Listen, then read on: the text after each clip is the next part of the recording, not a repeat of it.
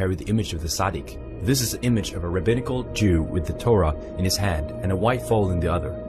The head of the depicted foal is clearly shown to be the Imperial Russian Tsar Nicholas II. Below this image is the inscription in Hebrew. This is a sacrificial animal, so is my cleansing. It will be my replacement in cleansing the victim. A bloody civil war between the Red Jews, led by Trotsky, and the White Christians, led by Admiral Kolchak, broke out before the Jews could grab full power of the Soviet powerhouse to set up their own Bolshevik totalitarian system.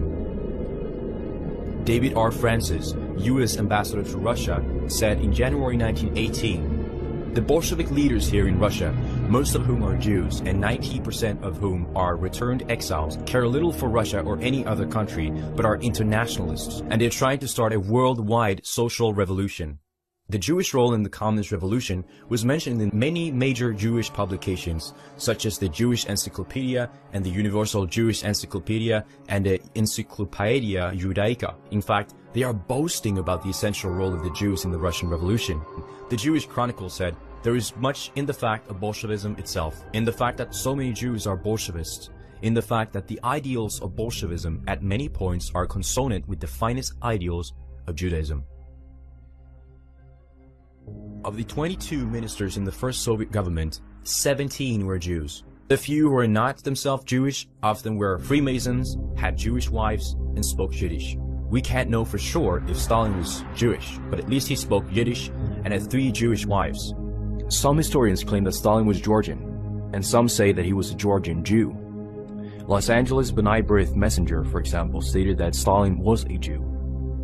Stalin's real name was Losif Vissarionovich Zhugashvili.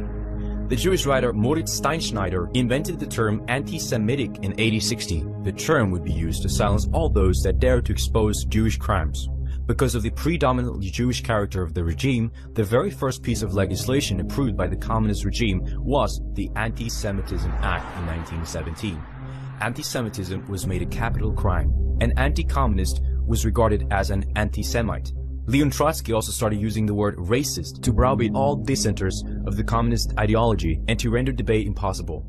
These words are used still to this day to bully any politically incorrect person into silence. Even more now than ever, they're trying to make it punishable to question or criticize their actions by calling it hate speech, fake news, or anti-Semitic. Anti-Semitism is used as a great blockade. When somebody's called an anti-Semite, it's usually because they've asked some question or made some comment about Jewish behavior in some way, shape, or form. And because Jews don't want to discuss that behavior,